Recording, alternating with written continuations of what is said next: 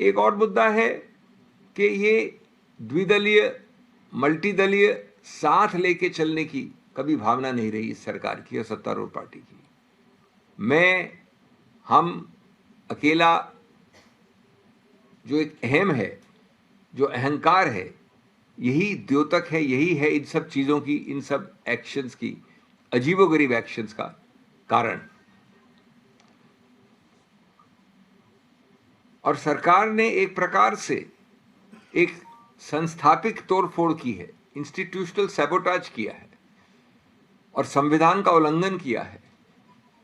ये कल वाले वक्तव्य द्वारा ये प्रक्रिया अवरुद्ध की है जो सहयोग और साथ दोनों हाउसेस को लेकर चलने की कानून में लिखी हुई है। ये आज नहीं बनी, पहले से बनी हुई है। ये लोकतांत्रिक मूल्यों को उदार दिल से ऊपर लेता है ये कानून, और आप इसको नष्ट करके क्रश कर रहे हैं, इसको तोड़ रहे हैं, संवैधानिक विघटन पैदा कर रहे हैं।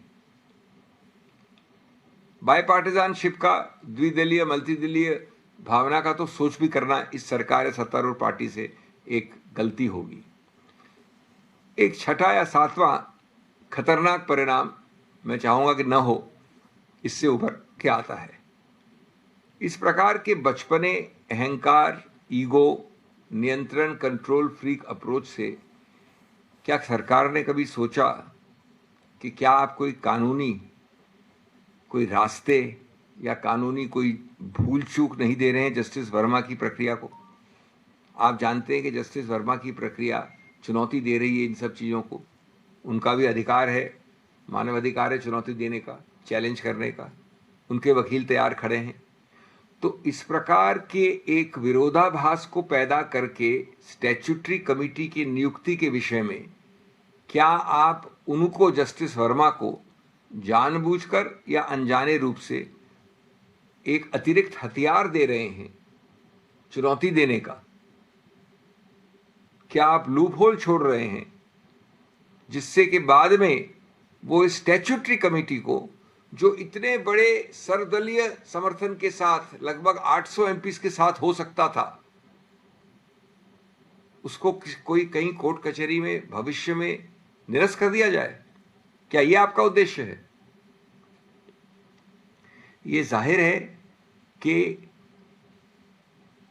न्यायपालिका को कोई भय नहीं है, चुनौती नहीं है जनता से या संसद से। अगर न्यायपालिका के सिद्धांतों, चाहे वो भ्रष्टाचार विरोध हो, चाहे जवाबदेही हो, उन सिद्धांतों को खतरा है, तो वो खतरा आज कार्यपालिका, इस सरकार की कार्यपालिका से आ रहा है। इसके अलावा एक आठवां बिंदु है जो एक खाली कागज पे हस्ताक्षर का कैंपेन था। ये खाली कागज पे हस्ताक्षर का कैंपेन न जस्टिस वर्मा के विषय में था, न जस्टिस यादव के विषय में था, होना जहां चाहिए उनके विषय में नहीं था।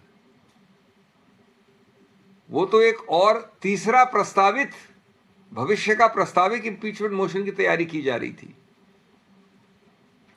इसलिए आज ये जानना आवश्यक है कि उस दिन क्या हुआ सरकार के गलियारों में, माननीय राजनाथ सिंह जी के ऑफिस में, और धनखड़ जी के अचानक इस्तीफे हुए। हमारा मानना है कि इसमें एक राजनीतिक एग्जिट है, एक राजनीतिक आवागमन है जिसको लपेटा गया है, कैमोफ्लेज किया गया है एक संवैधानिक झूठ के अंदर। ये सच्चाई है उस दिन की।